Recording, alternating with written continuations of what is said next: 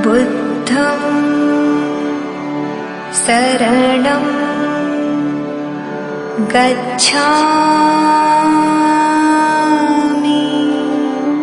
जय भीम दोस्तों, मैं रजत मौर्य आप सभी का स्वागत करता हूं बहुजन साहित्य के इस विशेष कार्यक्रम बहुजन बुक रिव्यू में। दोस्तों, पिछला बुक रिव्यू इतिहास का मुआयना जिस पर आपने बहुत ज्यादा प्यार दिया है उसके लिए तहे दिल से धन्यवाद। चलिए रिव्यू की ओर बढ़ते हैं। दोस्तों, अगर हम 2 गुणा 2 4 की जगह 2 गुणा 2 3 या 2 गुणा 2 5 लिखेंगे तो दुनिया का कोई भी गणितज्ञ 2 का पहाड़ा सही नहीं लिख सकता। मतलब कि गणित का कोई भी फॉर्मूला या थ्योरम जिसकी शुरुआत ही गलत की गई हो उसका उत्तर कभी भी सही नहीं आ सकता। दोस्तों, ऐसा ही कुछ इतिहास के साथ होता है, या कहें कि भारत के इतिहास के साथ ऐसा हुआ है। पूरी दुनिया के मानचित्र पर ढूंढिएगा तो आपको कहीं भी बाइबल युग या बाइबल काल नहीं मिलेगा, ना ही आपको कहीं कुरान युग या कुरान काल पढ़ाया जाता है। पर भारत ही एक ऐसा अनूठा देश है जहां सिंधु घाटी सभ्यता के बाद सीधे आपको वैदिक काल या वैदिक संस्कृति या वैदिक युग पढ़ाई जाती है। दोस्तों, इतिहास के ऐसे ही छल और प्रपंचों से पर्दा हटाने का काम ये किताब करती है जिसका आज हम रिव्यू करने वाले हैं। किताब का नाम है खोए हुए बुद्ध की खोज और लेखक का नाम है डॉक्टर राजेंद्र प्रसाद सिंह। वैसे तो लेखक किसी परिचय के मोहताज नहीं है, पर संक्षिप्त में विवरण देना चाहूंगा कि डॉक्टर राजेंद्र प्रसाद सिंह जी पेशे से एक हिंदी भाषा के प्रोफेसर हैं, अंतर्राष्ट्रीय ख्याति प्राप्त भाषा वैज्ञानिक हैं, लेखक हैं और सामाजिक चिंतक हैं। डॉक्टर राजेंद्र प्रसाद सिंह जी की अभी तक 25 किताबें प्रकाशित हो चुकी हैं जो बाजार में उपलब्ध हैं। आप चाहे तो जाकर खरीद कर पढ़ सकते हैं। आप अमेज़न से भी इन किताबों को खरीद कर पढ़ सकते हैं। इस किताब का प्रकाशन कौटिल्य बुक्स द्वारा किया गया है। 148 पेज की ये किताब आप आसानी से एक दिन में पढ़ सकते हैं। ये किताब मूलतः फेसबुक पर की गई टिप्पणियों का संग्रह है।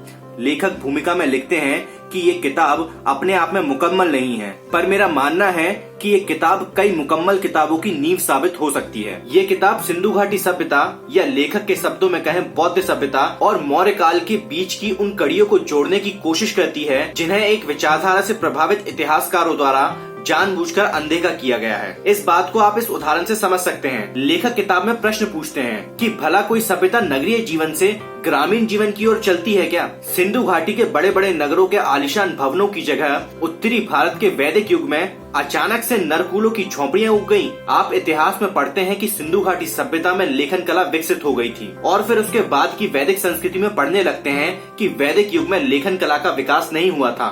भला ऐसा होता है क्या? एक पढ़ी लिखी पीढ़ी अचानक से अनपढ़ हो जाती है क्या? भारत में लेखन कला, मूर्ति कला का निरंतर विकास हुआ है, कोई गैप नहीं है। यदि कोई गैप दिखाई पड़ता है तो वह केवल वैदिक संस्कृति को भारतीय इतिहास में एडजस्ट करने की वजह से दिखाई पड़ता है। इस तरह के कई उदाहरण और तर्क आपको इस किताब में पढ़ने को मिलेंगे। लेखक एक जगह किताब में लिखते हैं कि गौतम बुद्ध ने वैदिक साहित्य का विरोध नहीं किया था, बल्कि पूरा का पूरा वैदिक साहित्य ही गौतम बुद्ध के विरोध में लिखा गया है। इसी संदर्भ में एक उदाहरण मैं अपने निजी जीवन से देता हूँ।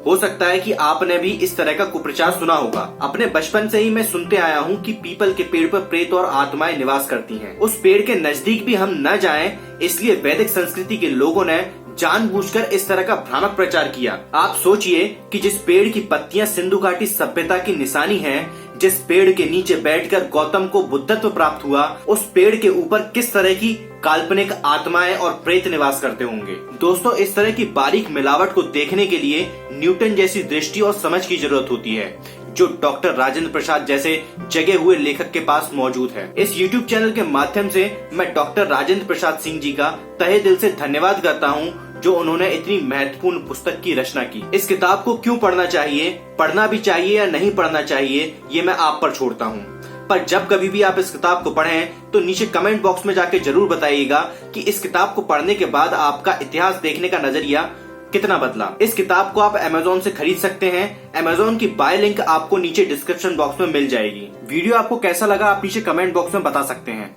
चैनल को सब्सक्राइब करना ना भूलें। बगल में दिए बेल आइकन को भी प्रेस कर दें जिससे कोई भी वीडियो अपलोड होते ही आपको नोटिफिकेशन मिल जाए। आप हमें इंस्टाग्राम और फेसबुक पर भी फॉलो कर सकते हैं। वीडियो को पूरा देखने के लिए आपका धन्यवाद। मैं रजत मौर्य मिलता हूँ आपसे अगले वीडियो में फिर किसी किताब के साथ। जय भीम, जय संविधान, जय भारत, जय जोहर।